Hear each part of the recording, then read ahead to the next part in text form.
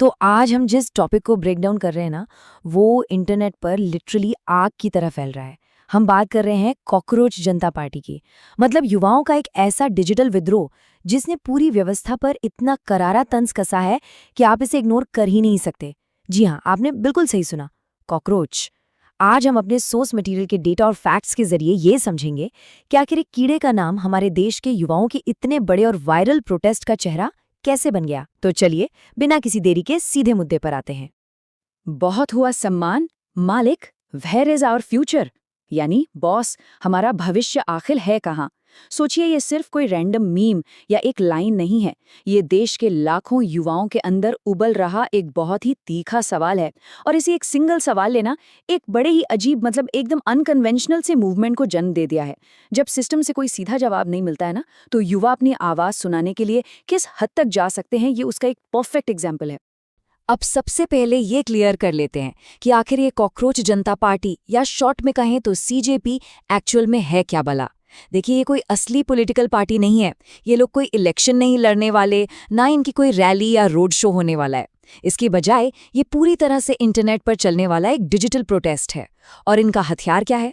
कोई भारी भरकम भाषण नहीं, बल्कि मीम्स, सार्केज़म और तीखा व्यंग्य।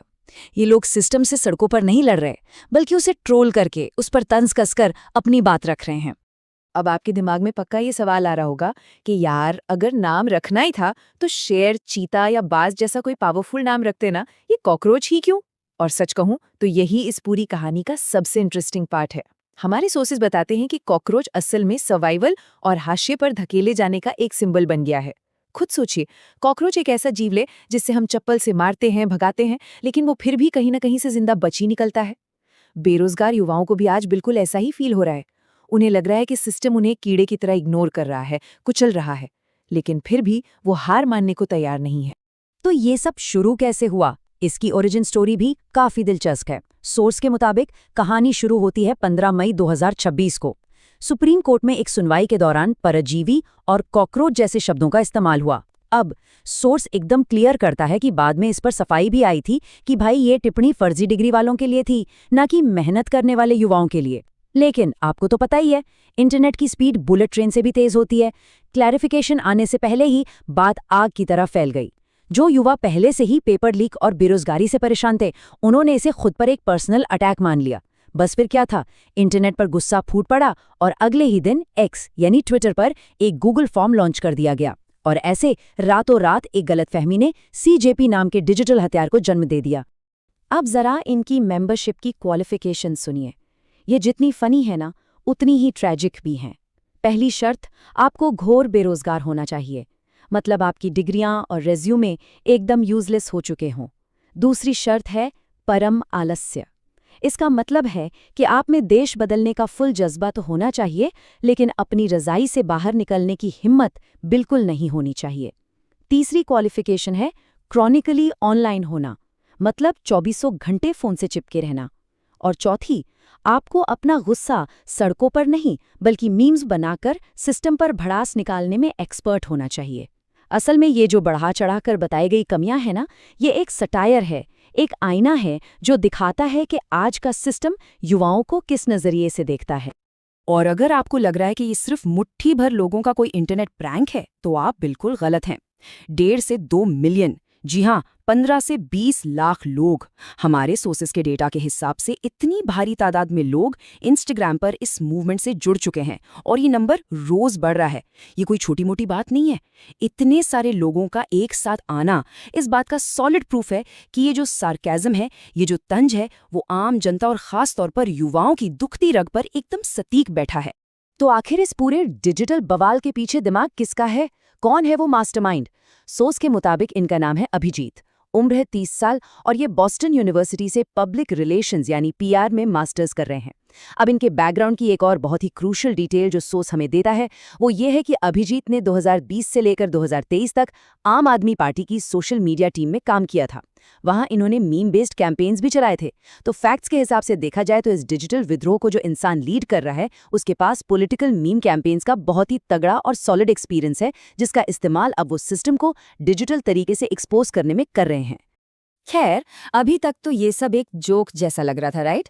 लेकिन जब आप सीजेपी का मैनिफेस्टो यानी उनका घोषणा पत्र देखते हैं तो मामला अचानक से बहुत सीरियस और माइंड ब्लोइंग हो जाता है।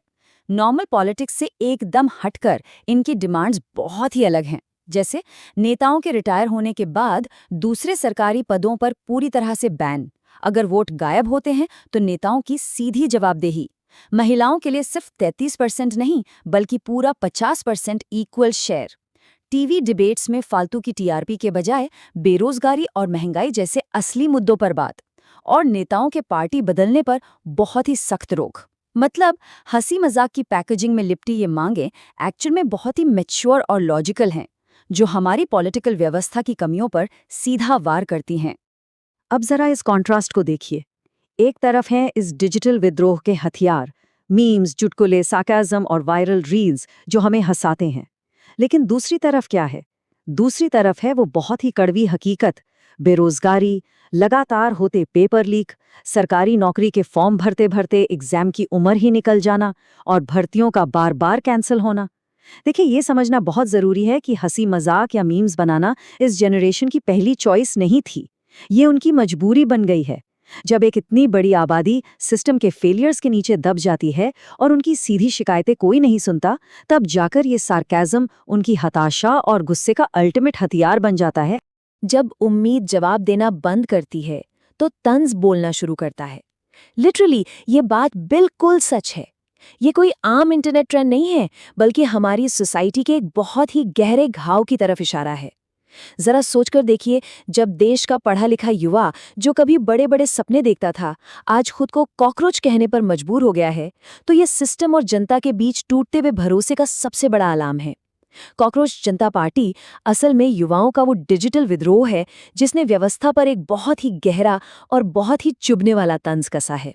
ये वो फ्रस्ट्रेशन है जो अब लंबे चौड़े भाषणों से नहीं बल्कि मीम्स की शक्ल में एक कड़वी हकीकत बनकर बाहर आ रही है। तो सोर्स मटेरियल को इस तरह से डिकोड करने के बाद एंड में एक बहुत ही बड़ा सवाल हमारे सामने खड़ा होता है।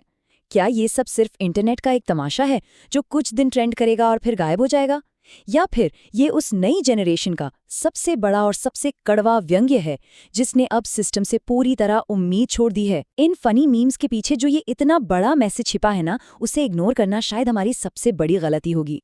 खैर, सोर्स मटेरियल के आज के इस विश्लेषण में बस इतना ही। इस सवाल पर जरूर सोचिएगा। मिलते हैं अगली बार, तब तक के लिए सवाल पूछते रहिए।